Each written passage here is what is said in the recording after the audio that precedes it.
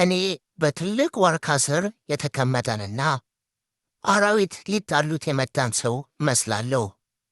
ሊቋቋማቸው እንደማይችል ከተረዳ ሸሽቶ ወደ ዛፉ በመውጣት ነፍሱን ያድናል። በእኔም የተፈጸመው ይኸው ነው። በበዓቴ ተቀምጬ ክፉ ሐሳቦች ሊቃወሙኝ ሲመጡ ሊቋቋማቸው እንደማልችል ባወቅኩኝ ጊዜ በጸሎት ወደ እግዚአብሔር ሸሽቼ እመሸጋለሁ። በዚያም ከጠላቶቼ ፍላጻ እድናለሁ። ቅዱስ ዮሐንስ ሐጺር። አማን አማን አማን አማን